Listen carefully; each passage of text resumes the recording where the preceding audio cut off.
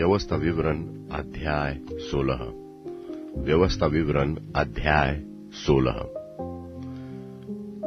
आबीब महीने को स्मरण करके अपने परमेश्वर यहोवा के लिए फसह का पर्व मनाना, क्योंकि आबीब महीने में तेरा परमेश्वर यहोवा रात को तुझे मिस्र से निकाल लाया। इसलिए जो स्थान यहोवा अपने नाम का निवास ठहराने को चुन लेगा, वही अपने परमेश्वर यहोवा के लिए भेड़, बकरियों और गाय बैल फसह करके बलि करना। उसके संग कोई खमीरी वस्तु न खाना। 7 दिन तक अखमीरी रोटी, जो दुख की रोटी है, खाया करना, क्योंकि तू मिस्र देश से उतावली करके निकलता था। इस रीति से तुझको मिस्र देश से निकलने का जीवन भर स्मरण रहेगा। 7 दिन तक मेरे सारे देश में तेरे पास कहीं खमीर देखने में भी न आए, और जो पशु तू पहले दिन की संध्या को बलि करके उसके मांस में से कुछ बिहान तक रहने न पाए। फसह को अपने किसी फाटक के भीतर, जिससे तेरा परमेश्वर यहोवा तुझे दे, बलि न करना। जो स्थान तेरा परमेश्वर यहोवा अपने नाम का निवास करने के लिए चुन ले, केवल वही वर्ष के उसी समय जिसमें तू मिस्र से निकला था, अर्थात सूरज डूबने पर संध्याकाल को फसह का पशु बलि करना। तब उसका मांस उसी स्थान में, जिसे तेरा परमेश्वर यहोवा चुन ले, भूंज कर खाना। फिर बिहान को उठकर अपने डेरे को लौट जाना। 6 दिन तक अखमीरी रोटी खाया करना, और 7वें दिन तेरे परमेश्वर यहोवा के लिए महासभा हो। उस दिन किसी प्रकार का कामकाज न किया जाए। फिर जब तू खेत में हंसुआ लगाने लगे, तब से आरंभ करके 7 अठवारे गिनना। तब अपने परमेश्वर यहोवा की आशीष के अनुसार उसके लिए स्वेच्छा बलि देना। 8 नाम पर्व मनाना, और उस स्थान में जो तेरा परमेश्वर यहोवा अपने नाम का निवास करने को चुन ले, अपने अपने बेटे बेटियों, दास दासियों समेत तू और तेरे फाटकों के भीतर जो लेवीय हो, और जो परदेशी और अनाथ और विधवा तेरे बीच में हो, वे सब के सब अपने परमेश्वर यहोवा के सामने आनंद करें। और स्मरण रखना कि तू भी मिस्र में दास था, इसलिए इन विधियों के पालन करने में चौकसी करना। तू जब अपने खलिहान और दाखमधु के कुंड में से कुछ इकट्ठा करके चुके, तब झोपड़ियों नाम पर्व 7 दिन मानते रहना।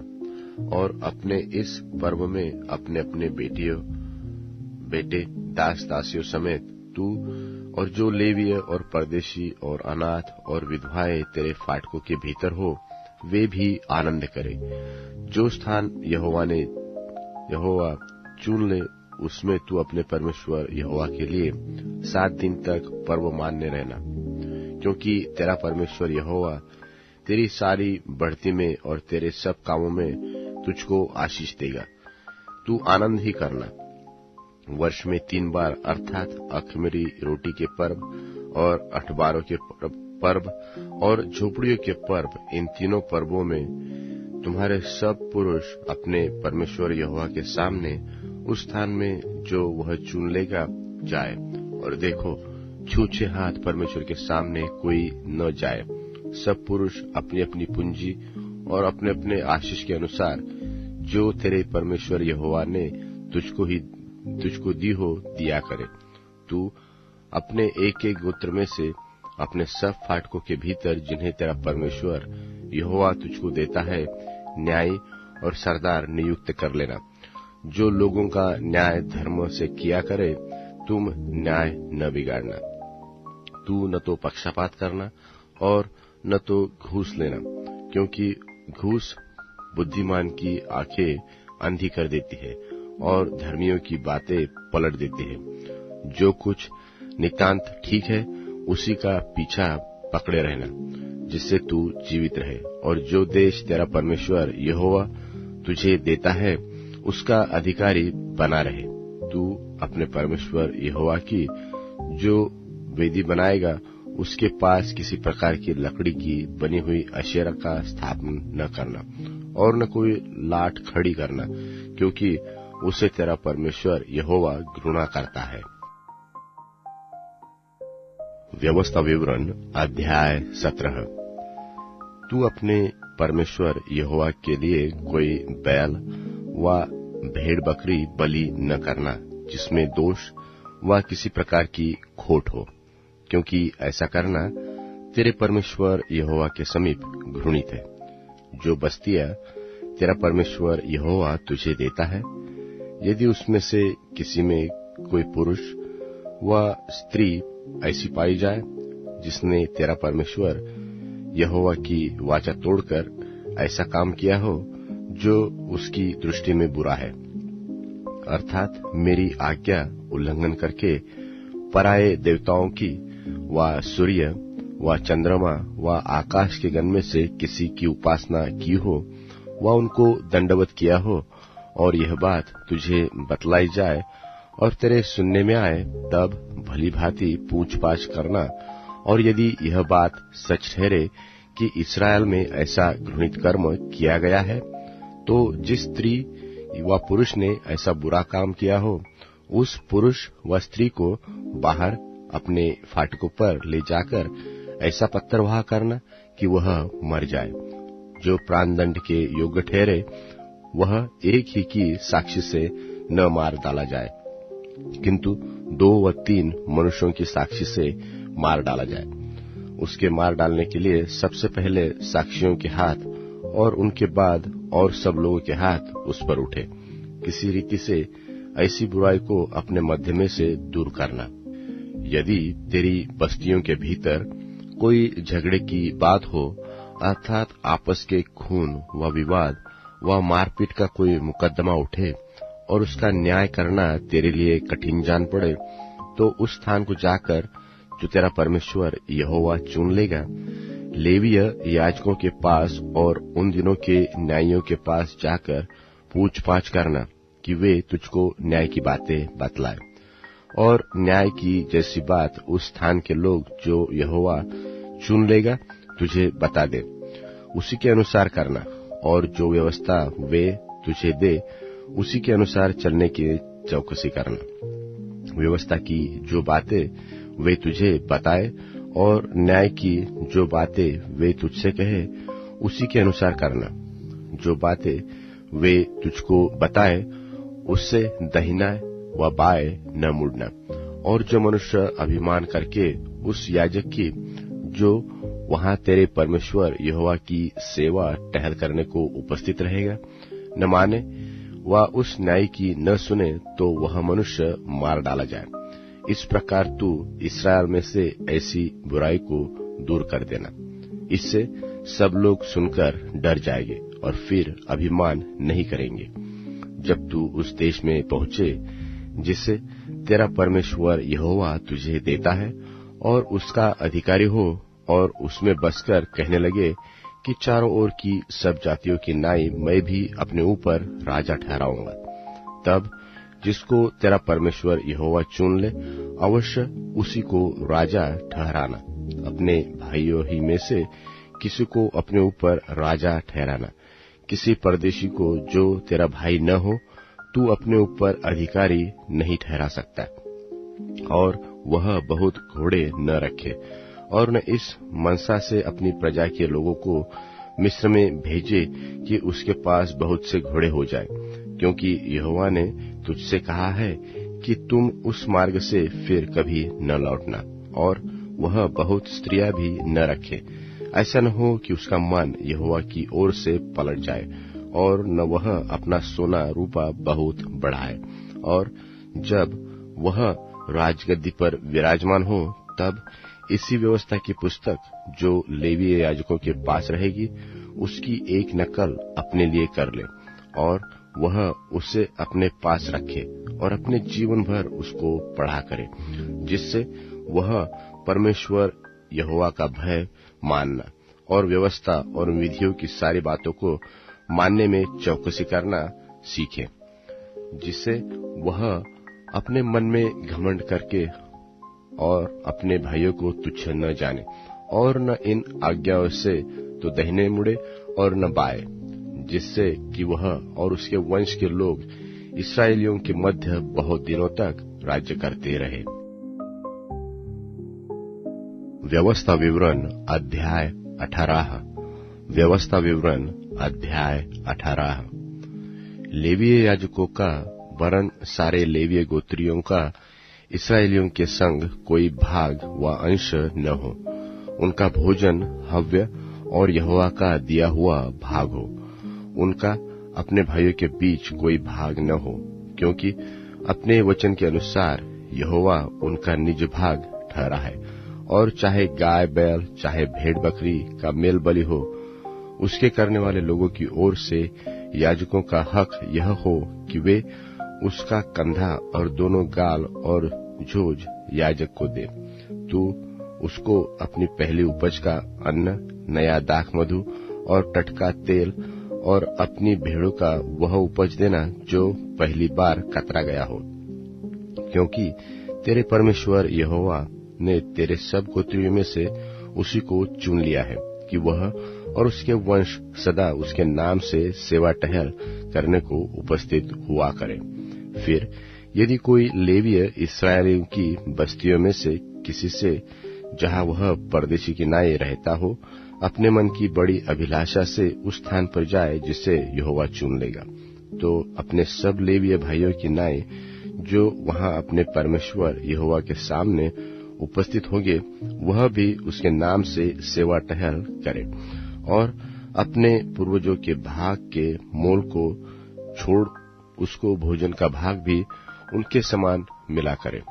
जब तू उस देश में पहुंचे जो तेरा परमेश्वर यहोवा तुझे देता है, तब वहां की जातियों के अनुसार घिनौना काम करने को न सीखना। तुझ में कोई ऐसा न हो जो अपने बेटे व बेटी को आग में होम करके चढ़ाने वाला व भावी कहलाने वाला व शुभ अशुभ मुहूर्तों का मानने वाला व टोना व तांत्रिक व बाजीगर व ओझों से पूछने वाला व भूत साधने वाला व भूतों का जगाने वाला हो, क्योंकि जितने ऐसे ऐसे काम करते हैं वे सब यहोवा के सन्मुख घृणित है। और इन्हीं घृणित कामों को करने के कारण तेरा यहोवा परमेश्वर उनको तेरे सामने से निकालने पर है। तू अपने परमेश्वर यहोवा के सन्मुख सिद्ध बना रहना। वे जातियां जिनका अधिकारी तू होने पर है, शुभ अशुभ मुहूर्तों के मानने वालों और भावी कहलाने वालों की सुना करती है, परंतु तुझको तो तेरे परमेश्वर यहोवा ने ऐसा करने नहीं दिया। तेरा परमेश्वर यहोवा तेरे मध्य से अर्थात तेरे भाइयों में से मेरे समान एक नबी को उत्पन्न करेगा। तू उसी की सुनना। यह तेरी उस विनती के अनुसार होगा जो तूने होरे पहाड़ के पास सभा के दिन अपने परमेश्वर यहोवा से की थी, कि मुझे न तो अपने परमेश्वर यहोवा का शब्द फिर सुनना और न वह बड़ी आग फिर देखनी पड़े, कहीं ऐसा न हो कि मर जाओ। तब यहोवा ने मुझसे कहा कि वे जो कुछ कहते हैं सो ठीक कहते हैं, सो मैं उनके लिए उनके भाइयों के बीच में से तेरे समान एक नबी को उत्पन्न करूंगा और अपना वचन उसके मुंह में डालूंगा, और जिस जिस बात की मैं उसे आज्ञा दूंगा वह उनको कह सुनाएगा। और जो मनुष्य मेरे वचन को जो वह मेरे नाम से कहेगा ग्रहण न करेगा, तो मैं उसका हिसाब उससे लूंगा। परंतु जो नबी अभिमान करके मेरे नाम से कोई ऐसा वचन कहे जिसकी आज्ञा मैंने उसे न दी हो, वह पराये देवताओं के नाम से कुछ कहे, वह नबी मार डाला जाए। और यदि तू अपने मन में कहे कि जो वचन यहोवा ने नहीं कहा उसको हम किस रीति से पहचाने, तो पहचान यह है कि जब कोई नबी यहोवा के नाम से कुछ कहे, तब यदि वह वचन न घटे और पूरा न हो जाए, तो वह वचन यहोवा का कहा हुआ नहीं, परंतु उस नबी ने यह बात अभिमान करके कही है। तू उससे भय न खाना। लूका रचित सुसमाचार 13वां अध्याय। उस समय कुछ लोग आ पहुंचे और उससे उन गलीलियों की चर्चा करने लगे जिनका लोहू पिलातुस ने उन्हीं के बलिदानों के साथ मिलाया था। यह सुन उसने उनसे उत्तर में यह कहा, क्या तुम समझते हो कि ये गलीली और सब गलीलियों से पापी थे कि उन पर ऐसी विपत्ति पड़ी? मैं तुमसे कहता हूं कि नहीं, परंतु यदि तुम मन न फिराओगे तो तुम सब भी इसी रीति से नाश होगे। या क्या तुम समझते हो कि वे 18 जन जिन पर शीलोह का गुम्मट गिरा और वे दबकर मर गए, यरूशलेम के और सब रहने वालों से अधिक अपराधी थे? मैं तुमसे कहता हूं कि नहीं, परंतु यदि तुम मन न फिराओगे तो तुम भी सब इसी रीति से नाश होगे। फिर उसने यह दृष्टांत भी कहा कि किसी की अंगूर की बारी में एक अंजीर का पेड़ लगा हुआ था। वह उसमें फल ढूंढने आया, परंतु न पाया। तब उसने बारी के रखवाले से कहा, देख, 3 वर्ष से मैं इस अंजीर के पेड़ में फल ढूंढने आता हूं, परंतु नहीं पाता। इसे काट डाल कि यह भूमि को भी क्यों रोके रहे। उसने उसको उत्तर दिया कि हे स्वामी, इसे इस वर्ष तो और रहने दे कि मैं इसके चारों ओर खोदकर खाद डालूं, सो आगे को फले तो भला, नहीं तो उसे काट डालना। सब्त के दिन वह एक आराधनालय में उपदेश कर रहा था, और देखो, एक स्त्री थी जिसे 18 वर्ष से एक दुर्बल करने वाली दुष्टात्मा लगी थी, और वह कुबड़ी हो गई थी और किसी रीति से सीधी नहीं हो सकती थी। यीशु ने उसे देखकर बुलाया और कहा, हे नारी, तू अपनी दुर्बलता से छूट गई। तब उसने उस पर हाथ रखे और वह तुरंत सीधी हो गई और परमेश्वर की बड़ाई करने लगी। इसलिए कि यीशु ने सब्त के दिन उसे अच्छा किया था, आराधनालय का सरदार रिसिया कर लोगों से कहने लगा, 6 दिन हैं जिनमें काम करना चाहिए, सो उन्हीं दिनों में आकर चंगे हो, परंतु सब्त के दिन में नहीं। यह सुनकर प्रभु ने उत्तर देकर कहा, हे कपटियों, क्या सब्त के दिन तुम में से हर एक अपने बैल या गधे को थान से खोलकर पानी पिलाने नहीं ले जाता? और क्या उचित न था कि यह स्त्री जो इब्राहिम की बेटी है, जिसे शैतान ने 18 वर्ष से बांध रखा था, सब्त के दिन इस बंधन से छुड़ाई जाती?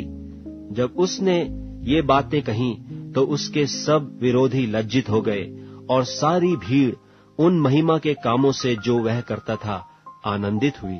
फिर उसने कहा, परमेश्वर का राज्य किसके समान है, और मैं उसकी उपमा किससे दूं?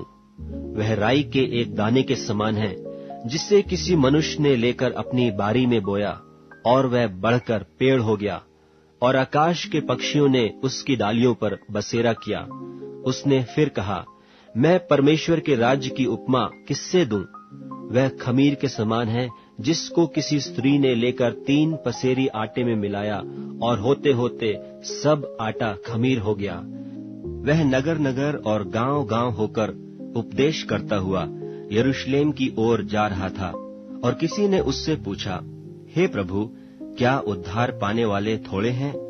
उसने उनसे कहा, सकेत द्वार से प्रवेश करने का यत्न करो, क्योंकि मैं तुमसे कहता हूं कि बहुतेरे प्रवेश करना चाहेंगे और न कर सकेंगे। जब घर का स्वामी उठकर द्वार बंद कर चुका हो और तुम बाहर खड़े हुए द्वार खटखटाकर कहने लगो, हे प्रभु, हमारे लिए खोल दे, और वह उत्तर दे कि मैं तुम्हें नहीं जानता, तुम कहाँ के हो? तब तुम कहने लगोगे कि हमने तेरे सामने खाया पिया और तूने हमारे बाजारों में उपदेश किया। परंतु वह कहेगा, मैं तुमसे कहता हूँ, मैं नहीं जानता, तुम कहाँ से हो? हे कुकर्म करने वालों, तुम सब मुझसे दूर हो। वहाँ रोना और दांत पीसना होगा, जब तुम इब्राहिम और इसहाक और याकूब और सब भविष्यद्वक्ताओं को परमेश्वर के राज में बैठे और अपने आप को बाहर निकाले हुए देखोगे, और पूर्व और पश्चिम, उत्तर और दक्षिण से लोग आकर परमेश्वर के राज के भोज में भागी होंगे। और देखो, कितने पिछले हैं वे प्रथम होंगे, और कितने जो प्रथम हैं वे पिछले होंगे। उसी घड़ी कितने फरीसियों ने आकर उससे कहा, यहाँ से निकलकर चला जा, क्योंकि हेरोदेस तुझे मार डालना चाहता है। उसने उनसे कहा, जाकर उस लोमड़ी से कह दो कि देख, मैं आज और कल दुष्टात्माओं को निकालता और बीमारों को चंगा करता हूँ और तीसरे दिन पूरा करूंगा। तो भी मुझे आज और कल और परसों चलना अवश्य है, क्योंकि हो नहीं सकता कि कोई भविष्यद्वक्ता यरूशलेम के बाहर मारा जाए। हे यरूशलेम, हे यरूशलेम, तू जो भविष्यद्वक्ताओं को मार डालती है और जो तेरे पास भेजे गए उन्हें पत्थरवाह करती है, कितनी ही बार मैंने यह चाहा कि जैसे मुर्गी अपने बच्चों को अपने पंखों के नीचे इकट्ठे करती है, वैसे ही मैं भी तेरे बालकों को इकट्ठे करूं, पर तुमने यह न चाहा। देखो, तुम्हारा घर तुम्हारे लिए उजाड़ छोड़ा जाता है, और मैं तुमसे कहता हूं, जब तक तुम न कहोगे कि धन्य है वह जो प्रभु के नाम से आता है, तब तक तुम मुझे फिर कभी न देखोगे।